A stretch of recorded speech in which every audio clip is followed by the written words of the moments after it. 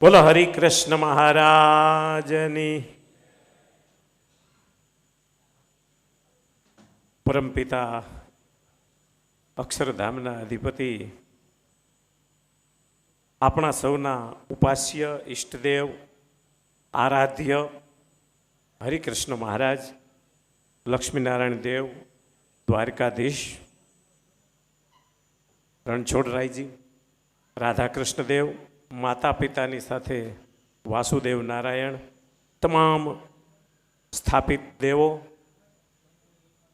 પવિત્રાનંદ સ્વામીના રચેલા આ સરસ મજાના પવિત્ર સભામંડપની અંદર અહીંયા જે કોઈ સંત મહાનુભાવો હાજર છે, હરિભક્તો હાજર છે, અને એમને ખૂબ લાડ અને પ્યારથી કથાનું શ્રવણ કરાવનારા, આમ વાત કરું ને, પ્રિયદર્શન સ્વામી ને સ્વામી, પણ પ્રિયદર્શન સ્વામી હરિસ્મૃતિના માધ્યમથી આપણને હરિદર્શન કરાવી રહ્યા છે.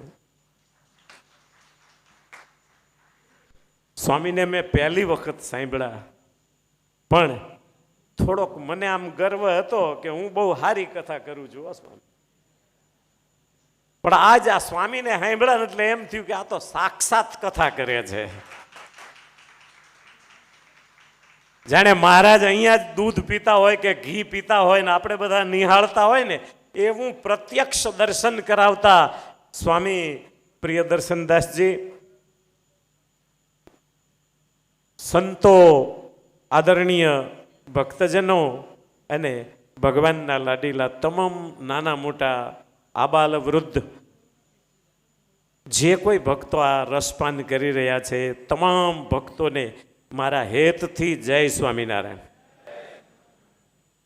ભક્તજનો, સરસ મજાની હરિસ્મૃતિની કથા ચાલી રહી છે. વિચાર કરો ને તો ખ્યાલ આવે કે નિષ્કુળાનંદ સ્વામીએ આટલું બધું સંગ્રહ કરીને ક્યારે લખ્યું હોય છે. પ્રત્યક્ષમાં ખરેખર એટલો મહિમા ન હોય. વિશ્વના કોઈ ધર્મમાં જ્યારે ઈશ્વર પ્રગટ હોય ત્યારે બધા આટલા ઓળખી નથી શક્યા. જ્યારે સ્વામિનારાયણ ભગવાનના પ્રત્યક્ષની વાત કરું, એક મોટા વિદ્વાન અને સ્વામિનારાયણ ભગવાનને શાસ્ત્રાર્થ કરીને જીતવા માટે આવેલા, પણ મોટી સભા ભરેલી, એમાં આગળ પુરુષો બેઠેલા, સંતો બ્રહ્મચારીઓ બેઠેલા અને પાછળ બહેનો માતાઓ બેઠેલા, અને સભા બહુ જોરદાર હતી. વિદ્વાનને થયું કે સભામાં વિઘ્ન કરાય નહીં, કારણ કે પોતે મૂળ તો વિદ્વાન ને, એટલે વિદ્વત્તાને સમજે કે સભામાં વિઘ્ન ન થવું જોઈએ. પાછળ આવી અને દૂરથી જરા નમન કરીને પાછળ બહેનોથી એ પાછળ બેસી ગયા. હમણાં બધું પતે પછી જવું અને શાસ્ત્રાર્થ કરવું અને સ્વામિનારાયણને વિજય કરીને હરાવી દઉં. ગયા, બેઠા છે નિરાંતે, કથા ચાલુ છે. એમાં સભાની વચ્ચે એક કૂતરું આવ્યું. કૂતરું આવ્યું, ભસવા લાગ્યું. હવે આટલી મોટી સભામાં કૂતરું ભસે, કેટલું વિઘન થાય. એટલે બીજા કોઈ તો બોલે નહીં, કારણ કે બધા બ્રહ્મ સ્થિતિમાં લીન હતા, મોજમાં હતા. એમને કોઈને ખબર નહોતી શું થઈ રહ્યું છે.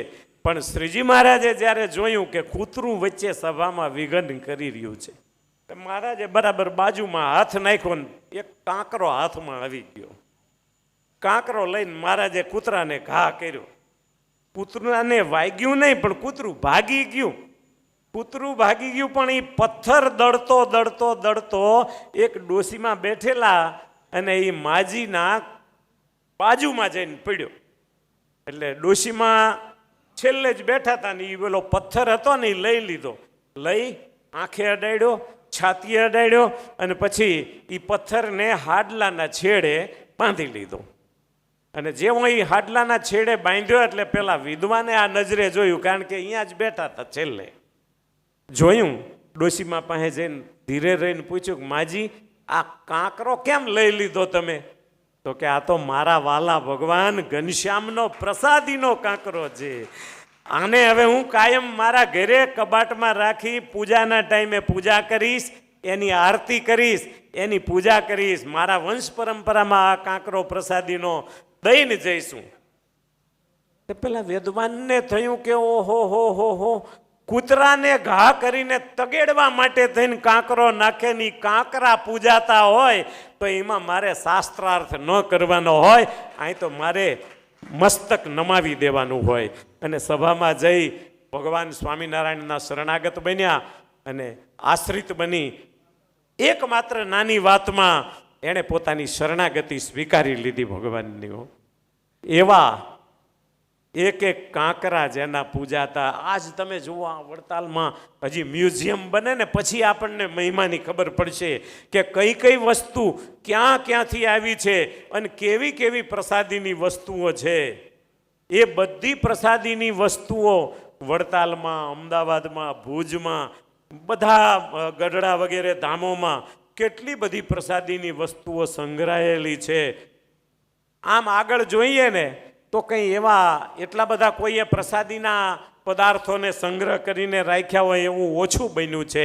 પણ સ્વામિનારાયણ ભગવાનના સંતો અને હરિભક્તોએ નાની નાની વસ્તુ, અરે મહારાજની ખાપણ ગઢડામાં એક અંત્યજભાઈના ઘરે હતી. અમે પણ અહીંયા દર્શન કરવા ગયા હતા. પછી અમે એને પૂછેલું કે તમારા ઘરે આ મહારાજની ખાપણ મહારાજ ધામમાં ગયા પછી રાખી છે, એના દર્શન કરાવો ને. એટલે એ બધું લઈને બહાર આવ્યા અને આવીને આમ મૂક્યું નીચે. અમે બધાએ પગે લાગ્યા સંતો. પછી પૂછ્યું, કીધું ભગત આ કોઈ સંતો લઈ નથી જતા કે લેવા તો ઘણા આવ્યા પણ હું દેતો જ નથી ને. મને કે કેમ, શું કામ દઈ દઉં? મેં કીધું પણ ક્યાંક મંદિરમાં મૂકી દે તો બધાને દર્શન થાય ને. પણ કે તમારા જેવા સાધુ સંતો હજારો મારા ઘરમાં કોઈ દી પગ મૂકે? એ મારા ઘરમાં બધા સંતો, હરિભક્તો, બ્રહ્મચારીઓ, અરે ધર્મ આચાર્યો પણ અહીંયા આવી અને પગે લાગી ગયા છે. આવી પ્રસાદીની વસ્તુ હું 5 કરોડ આપે ને તોય ના આપું. કે કેવો મહિમા હશે એ જીવને વિચારો તમે ભાઈ. એવા આ પ્રસાદીના સ્થાનો છે. ગઢપુર જોતા શ્રીજી મને સાંભળે અને આ વડતાલ જોતા શ્રીજી મને સાંભળે. સજની શ્રીજી મુજને સાંભળે. અરે ભાઈએ હરખ રહ્યો ઉભરાય. કેવો હરખ હશે ને કેવો આનંદ હશે મહારાજના એક એક પદાર્થને સંગ્રહ કરીને રાખ્યો હોય. એ સંતોને, હરિભક્તોને ખૂબ ખૂબ ધન્યવાદ દઈએ. પૂજ્ય પ્રિયદર્શન સ્વામી બહુ સારી સરસ મજાની ભાવવાહી શૈલીમાં કથા કરે છે. શરૂઆતમાં જ અમે આવ્યા ત્યારે માતા પિતાના મહિમાની વાત હાલતી હતી. માનો પ્રેમ, ભાઈ માં તે માં, બાકી બધાય વગડાના વાહ. માનું પાત્ર કોઈ ન લઈ શકે. હા, માંથી ઉપર, જનનીથી ઉપર એક પદાર્થ, એક સંત એવા છે કે જેને આપણે સાધુ કહીએ છીએ. અને એ સાધુ માં કરતા પણ એક ડગલું આગળ છે. કારણ કે માત સુવરાવે અને સંત જગાડે. માં તો હાલા ગાય અને ઘોડિયામાં નાખી પોતાના બાળકને સુવરાવે. હુઈ જા બેટા, હુઈ જા બેટા. એમ કરતા ન હુએ તો એમ કે તારો બાપ બાવો આવ્યો, હુઈ જા ને. લો અમને બાવાને વચમાં આડા નાખે આ માતાઓ. પણ જો કોઈ સાધુ મળે તો એને એમ કે ઉત્તિષ્ઠત જાગ્રત પ્રાપ્ય વરાન નિબોધત. જાગ, ઉઠ, હવે ક્યાં સુધી સૂઈ રહેવું છે માયાના અજ્ઞાન અંધકારમાં? જુઓ જીવ મોહ નિદ્રામાંથી જાગી રે, વરિયને થાઓ અખંડ સોહાગી રે. ઊંઘમાંથી જાગ બેટા. હવે સમય નથી તારી પાસે જાજો. નાની એવી આવરદા છે તારી, 40, 50, 60 તો તું વયો જવાનો છું. અને એટલી નાની વયમાં અનંત જન્મથી જે ભગવાન નથી મળ્યા એ ભગવાનને તારે પ્રાપ્ત કરવા છે. માટે બેટા જાગ. બસ આમ સંત જગાડે, માત સુવરાવે, સંત જગાડે અને મેળવી દે ભગવંત. સંતનો સ્વભાવ છે એવો, જનેતાની ગોદ ના જેવો. આ માં અને સંત બે સિવાય કોઈ આપણું સાચું સગું નથી હો. અને એટલે વચનામૃતમાં મહારાજે ટાંક નાખી છે કે જો કલ્યાણના દાતા કોઈ હોય તો એક ભગવાન અને બીજા ભગવાનના સાધુ. આ બે સિવાય કોઈ કલ્યાણના દાતા નથી. એવા કલ્યાણના દાતા સંતો અહીં રહી અને કેટલી બધી કથાઓ આ મંડપમાં થઈ હશે અને હજી પણ થતી રહેશે જ્યાં સુધી યુગો સુધી સૂર્યચંદ્ર તપશે અને આ સભા મંડપને કંઈ જ્યાં સુધી વાંધો નહીં આવે ત્યાં સુધી આ સભા મંડપ નીચે આવો ને આવો સરસ મજાનો ચૈત્રી સમયો, કાર્તિકી સમયો ચાલ્યા જ કરવાનો છે. કોઈ કાંઈ બોલે, કોઈ કાંઈ બોલે, આપણે આપણા આત્માના ઉપર એવી ધરપત રાખવી કે મને મારા ભગવાન સ્વામિનારાયણ મળ્યા છે, એ ભગવાન મારા ઈષ્ટદેવ છે, મારા આરાધ્ય છે અને મારા સદા સદાના માટે કલ્યાણકારી ભગવાન છે. આવું માની અને જો આપણે ભગવાન હરિકૃષ્ણ મહારાજની શરણાગતિ પાક્કા પાયે લઈ લઈશું ને તો આપણું કલ્યાણ છે અને છે. માટે ભક્તો, આ સભા મંડપમાં 2 મિનિટ 5 મિનિટ બોલવાનો મને પણ અવસર મળ્યો અને આ સંતોએ એટલી કૃપા કરી કે આ ભગવાનના પ્રસાદીની વાતો કરવાનો આપણને અવસર ક્યાં મળે આવા મોટા સમયમાં. અને છતાંય આજ આવો મોકો મળ્યો છે ત્યારે હું પણ મારી જાતને ધન્યભાગી માનું. બધાય સંતોના ચરણોમાં જય સ્વામિનારાયણ, હરિભક્તોને જય સ્વામિનારાયણ.